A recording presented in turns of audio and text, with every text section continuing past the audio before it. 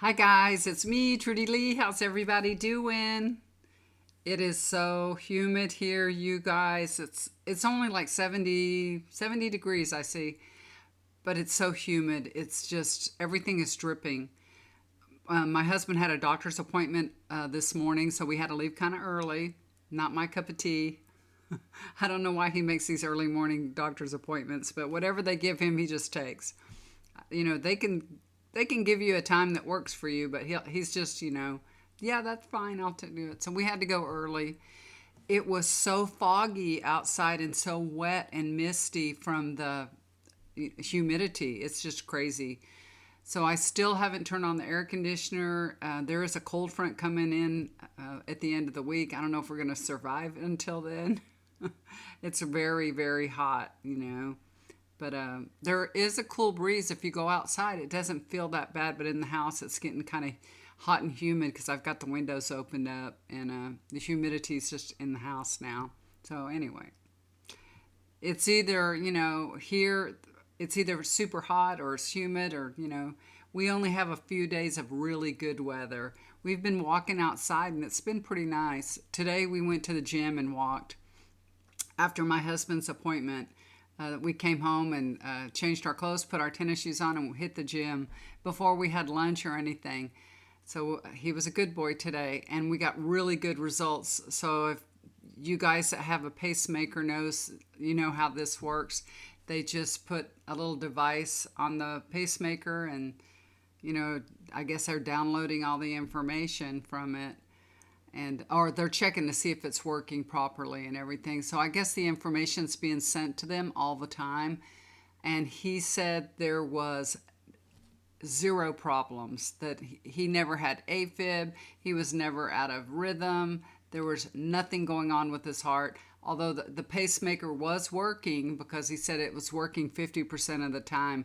So it is keeping his heart from falling, too low, from beating too low. So if it gets below, 60, it kicks in and brings it up. So anyway, that's good. And my husband's been holding himself back from walking because he's afraid to get his heart rate up, and that's the only way to actually strengthen your heart is to increase the beats, to get stronger.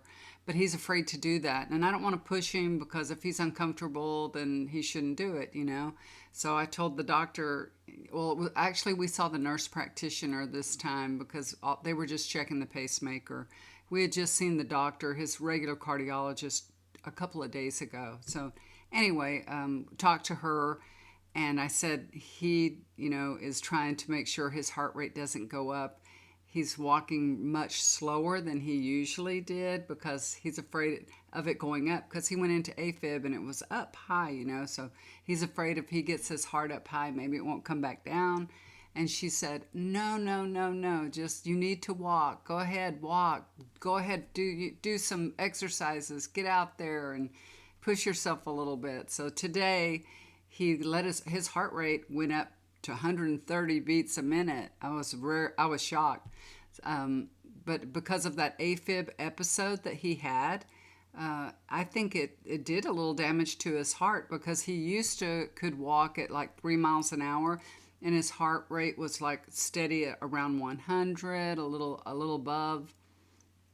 And now when he gets it at 3 miles an hour, it went up to 130 for a little while, and then it started coming a little bit down, and then he walked like that for quite a few minutes, and then he brought it back down to 2.5 miles an hour. So he did have it up there a little bit. So he's pushing himself a little, but I understand how he feels because it's different now that your heart rate's going up that quickly and you're only walking 3 miles an hour and your heart rate's going up to 130. So if we walk outside and we have hills all here and it's a little incline and then it plateaus off, so it's good because he doesn't know how hard his heart's working. So he just keeps walking, but at the gym you can hold on to the little handles and get your heart rate. So he takes his heart rate, you guys, 3 or 4 times an hour, his blood pressure. He's obsessed with it. So, yeah, poor guy. Anyway, today was the second day of the Trump trial. I can't believe he's finally being held accountable for his behavior, for his actions. And he does not like it. He doesn't like being told what to do. He doesn't like having to go, get up early and go to the courthouse and be there. He doesn't like it. Nobody would, but he's got to answer for his actions. But he's like, what I was seeing is he's like a rhino. You know what I mean? He's very aggressive and just huffing and puffing. Put it that way. That's exactly what I'm being shown. He's like a rhino huffing and puffing, a wild rhino. But on the first day yesterday, y'all probably heard he fell asleep. Remember him saying Sleepy Joe, Sleepy Joe? He said that in all his rallies and everything, talked about Sleepy Joe, and he fell asleep. Why don't we call him Sleepy Trump? But the truth is, Trump can't stay focused and listen. He does have a problem. Now, there's a lot of talk about him taking Adderall and stuff like that, maybe to help him focus. I don't know if he took it or not, but I have heard rumors from people that were very close to him that he would take Adderall to just stay focused, And he has a really hard time. Now, if he's the one doing all the talking, he can stay focused. And, of course, he goes over here, over there. Y'all know how he talks. And then he can't get his facts straight or, names straight or anything like that. But as long as he's doing the talking, he can stay engaged, put it that way. But today he had to just sit there and watch his attorneys, try to pick out the jurors. And while they were doing that, there was a lady that was in question, and she said that, she had no opinion about Trump. And they looked her up on Facebook, evidently, and said that she had gone to like an anti-Trump rally and they were partying when he didn't get elected. So I don't know. But I thought Trump wasn't supposed to know the identity of these jurors, so hopefully they're not showing him that information. But Trump was very upset about that, and he was just speaking loudly and gesturing towards that juror. And the judge said she could stay, and he was mad as a hatter. He was so mad. And then he was admonished by the judge and told, not to intimidate the jurors. So, this judge is not putting up with Donald Trump's behavior, and he told him so. Trump has a very bad temper, and he's never really had to control himself before. He's always gotten away with everything. But this time it's different.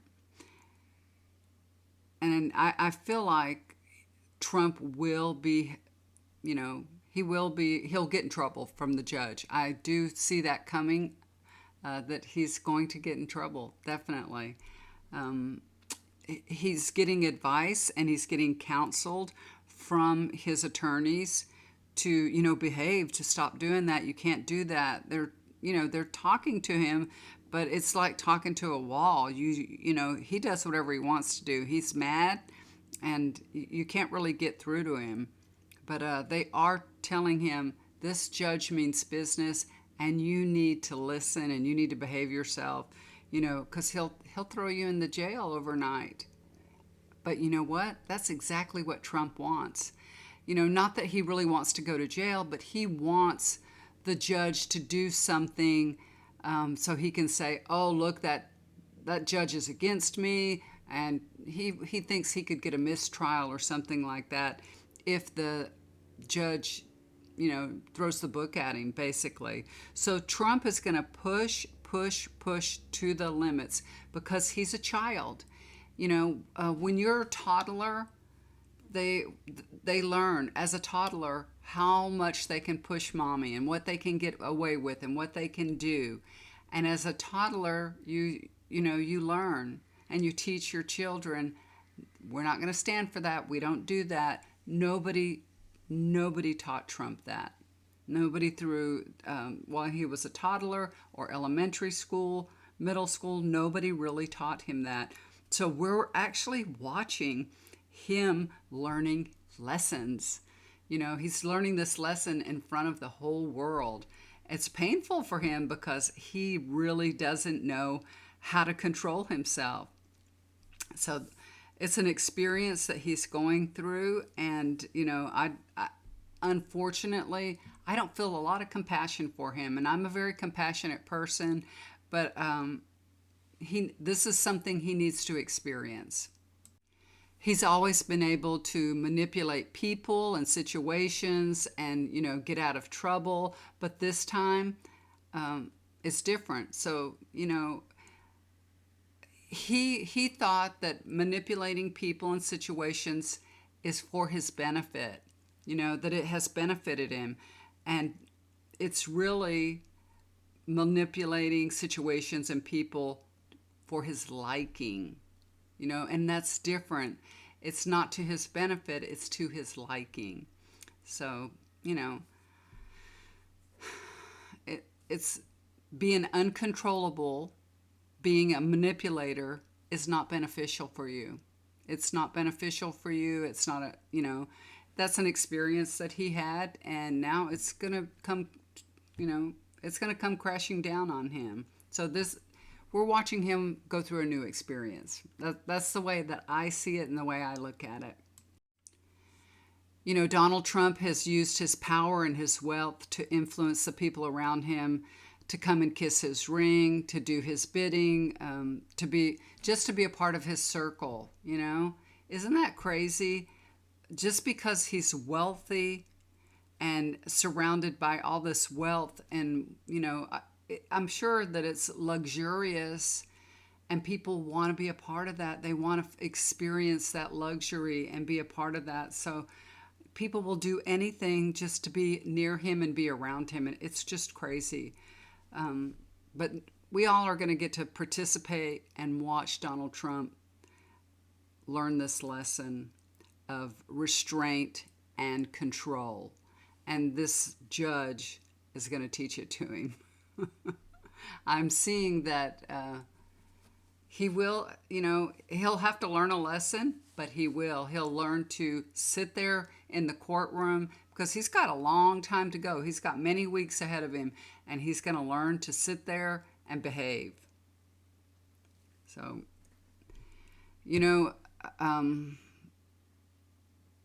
one of the things that I'm feeling that what was going on with Trump is he was trying to engage and participate. I mean, he gets a temper flare, his temper does flare and he gets mad, but he was just trying to stay awake.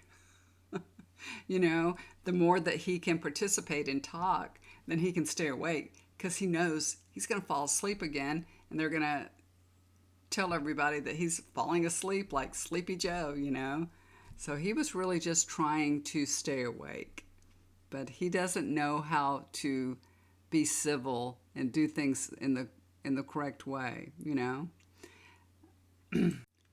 Remember in that E. Jean Carroll trial that he really pushed that judge to the limit. He just pushed him, and he really wanted him to throw him out of court. He wanted him to throw him out. He just tried so hard to push. That judge had so much patience with him. This judge doesn't have that patience. He really doesn't. So,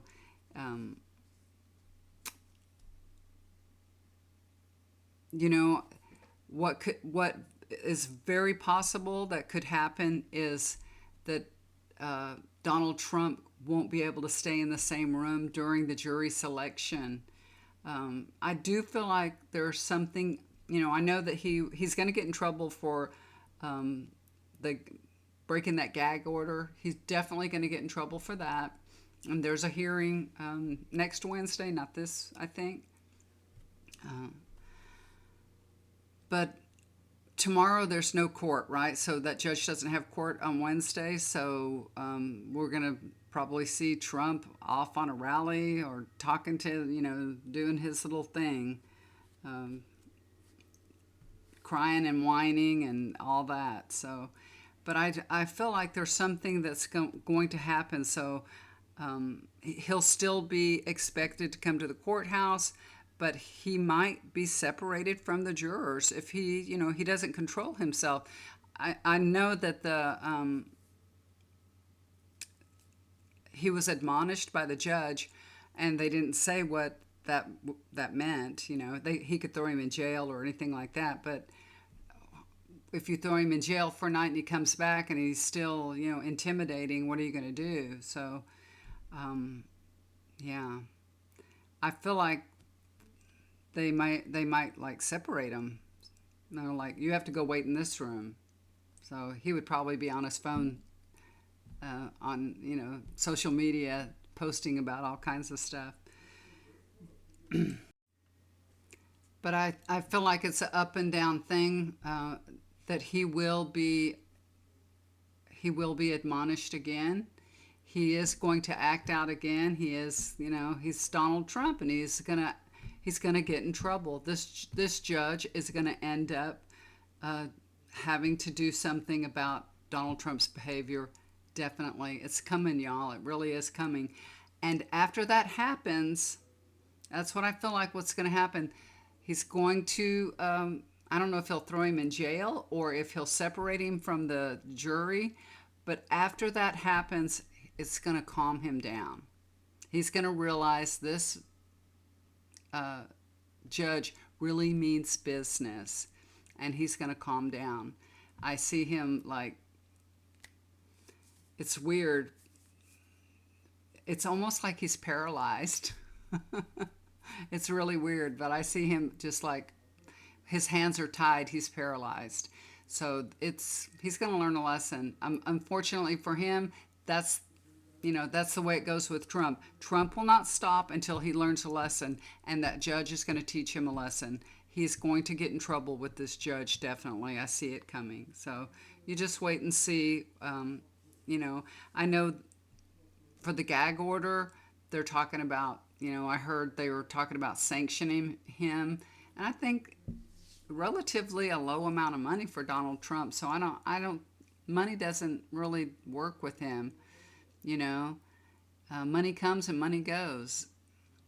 And people are giving money to him constantly.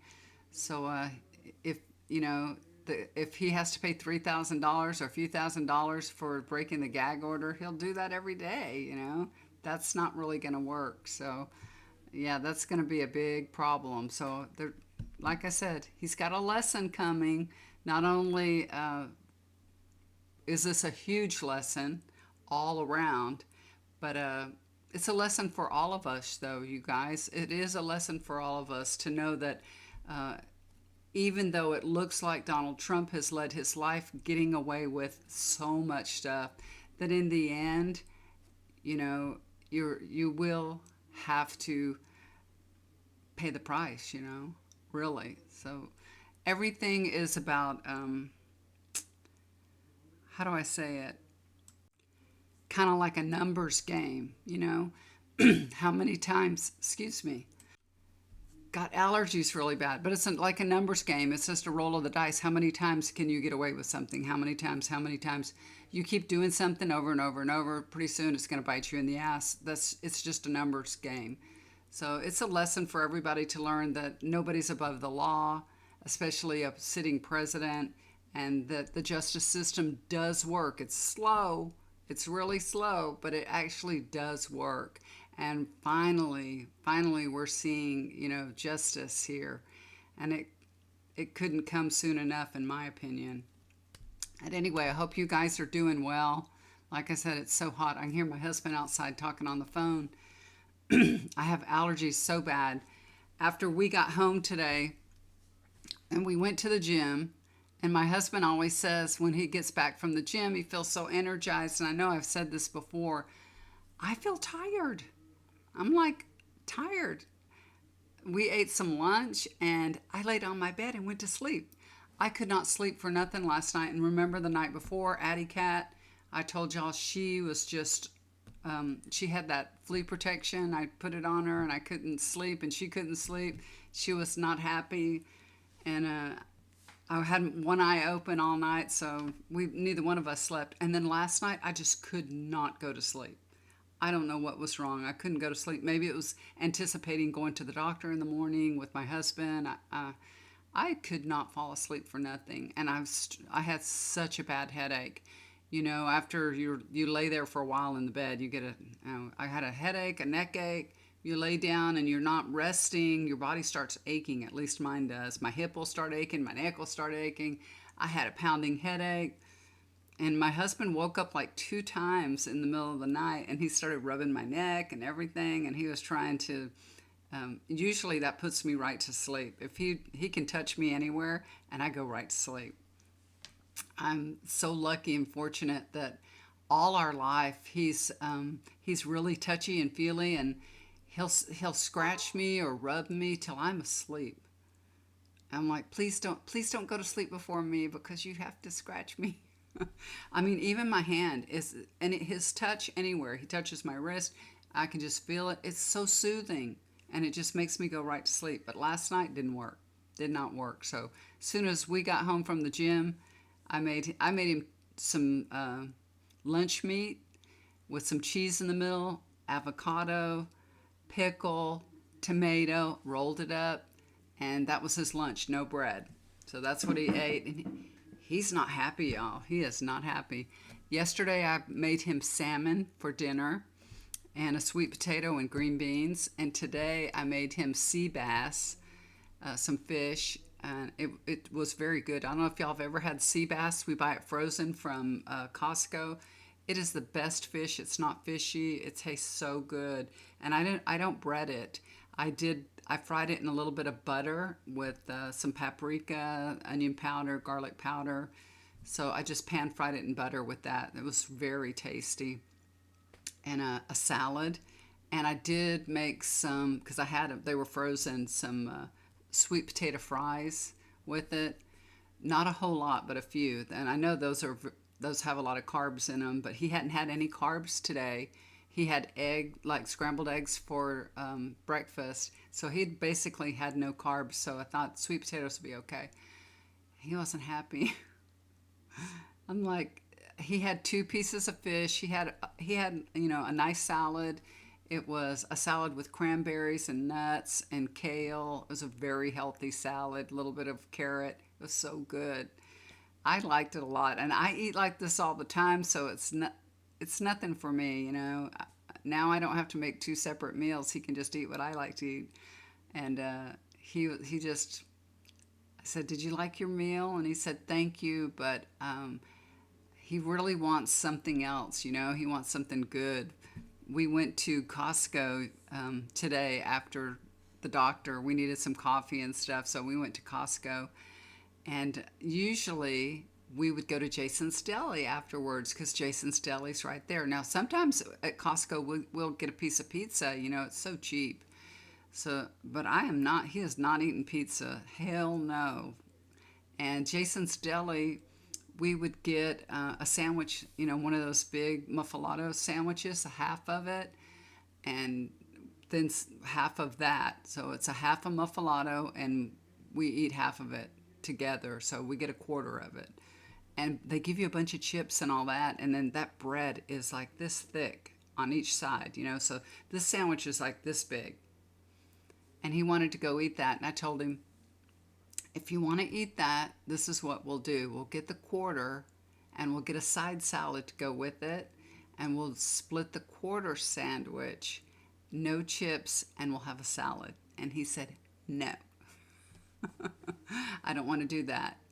And I'm like, well, you could still get the sandwich that you like. You wouldn't get, all of it, but you'd get some of it and you could have a salad. And he goes, I don't want a salad. And they have good salads at Jason's Deli. We could make a really nice, huge salad and split it. But no, he didn't want to do that. So he had turkey roll-ups for lunch when he got home. So he's not happy about the changes in his life. But he does he did say that he's happy that his weight has gone down, and his pants were falling off him today. You know, when you go to the doctor, they, or at least when he goes to the doctor, they weigh him with all his clothes on. If he has a belt on, he has shoes on, he had a wallet in his pants, keys, everything. They weigh him with everything. It's so crazy. And he's like, when I'm with him, he gives me his phone, his wallet, and he didn't wear a belt. And I said, you didn't wear a belt because you didn't want it to be heavy, your weight to be heavy. And he goes, that's right. So his pants were falling down. So that's a good thing though, because his waist was, his pant size was 38. So y'all know he was kind of getting a little chunky there. I shouldn't tell his size because I definitely, well, I would say I didn't want to tell my size, but I'm up between a 10 and a 12, depending on what clothing it is. So some 12s are too big and some 10s are too small. So I'm kind of in between. So anyway, he'll probably need a 36 before long, and that's a good thing. You know, that's really a good thing. And he's still, you know, he's still got a tummy, so he's got plenty more he can lose, and he's going to do it kicking and screaming. But I'm giving him like little yogurts that are high in protein. I also got the sugar-free snack pack pudding. I love those things, y'all. I really do. I'm glad I can find something sweet that has 0 calories and no sugar and all. I like those. He likes the yogurt, so, you know, we're happy. Got a big old package of nuts, mixed nuts at Costco today. I love those mixed nuts. So you can just take a handful of them. They're so healthy and good for you, and they're easy to snack on. And they make you feel really full. So we have everything that we need to keep him happy, and he's still not happy. He said he wanted rice. So like I said, he had rice on Sunday. It's only Tuesday, and he's saying, I want rice with my fish. And I'm like, no, not having rice. Because, y'all, he eats a lot of it. A lot. I bet you on Sunday he had 4 cups of rice. So it's like he can't control himself with it. He can't just eat a little bit. The doctor told him, Johnny, eat a little bowl of rice. His doctor's Asian. He said, just eat a little bowl of rice. And I'm like, you have obviously never seen Iranian eat. They eat. I mean, they fill up their plate like a mountain of rice, a mountain. On Sunday, now remember I told y'all yesterday he was talking about last Sunday he was going to cook and everything, and then he kind of got in a mood and he wouldn't do it. But he's talking now that he's going to make gourmet sabzi on Sunday. That's one of his very favorite things to eat. And he's going to have rice and all that. So he's looking forward to that. He has to cook it like the day before. He cooks it for like 24 hours. He puts a lot of love in it. So he'll start cooking it on Saturday and have it all ready on Sunday. I'll probably invite our family to come over and eat it because we're no longer eating leftovers. You know, we're not going to eat rice leftover for 3 days. It's not going to happen. So I'll probably invite the kids to come over so that I won't have to tell him, no, you can't have leftovers. If he would just eat it without rice, that's fine. And he might would, but he really likes it. There's beans in it too. I don't know if y'all have ever eaten it. If you could go look it up, it's Iranian food, gourmet sabzis. It has all kinds of dried. Well, we use the dried one. We get it from the import store. It has fenugreek is the ingredient that makes it really have this special smell and flavor. And it's got cilantro and parsley and green onion and all kinds of green stuff. Everything they eat is very, very green, and it's healthy. But they don't eat like vegetables like we would eat. You know, like have some sautéed vegetables on the side, eat your meat, and they don't eat it like that. It's almost like everything's a casserole, you know? Everything's all fried up like crazy and it's in a casserole, and then you put that, it's like a beef stew on top of a rice. So he doesn't really like to eat vegetables, you know? I'll broil some zucchini and squash and stuff like that, and make chicken tenders. And he will eat them, but it's not that often that he will. But that's because they eat so differently, you know. Everything is a topping for rice. Everything is, except for kebab. But they have to have rice with kebab too. And he had kebab not too long ago. I think he made it on Friday or Saturday. He made kebab, but we didn't eat it with rice. He did have a piece of pita bread with it. So it's okay for you to have some carbs, right? As long as you're not overdoing it. So, anyways, I've kept y'all long enough and talked about all what's going on in my life. Everything is good. My dog Turk, a while ago, my daughter brought in a big old bag of dog food. Excuse me. Hold on. Getting a phone call. Sorry about that. But she brought in a bag of dog food and she just put it up against the counter, and my cat came and sniffed it. And that 125-pound dog, I mean, he acted like he was going to kill that cat. He barked at her so mean, and she ran and flew under the table and hid for a while. I'd never heard him bark like that before. That it was kind of scary. But yeah, and you know, he's 125 pounds. So, but I guess he was just like, back off, cat, that's my food. It was a new bag of food. It was a different brand and everything, so he was interested in it, you know. He knew it was something really yummy. I told my daughter, you need to buy them a better brand of dog food. These dogs are itching a lot, and I think it's because of the food that they're eating, because we've treated them for fleas and everything. But anyway, I need to call my sister back. She looks like she's calling me, so hopefully everything's okay. I love you guys. Thank you for tuning in and listening to me. I appreciate it, coming along with me and listening to my story. Thank you for your thoughts and prayers. I love each and every one of you guys. Please, please let me know if you need some help. If you need a healing session, please let me know. I love doing things. I've been a little bit busier since the last video that I made. People are asking for help and asking for readings and all, and I love doing it. So, you know, if I can't do yours the same day or within 24 hours, it won't be long. It won't be longer than 2 days away from me getting your reading done, because I will sit here and do them until I'm done. Okay?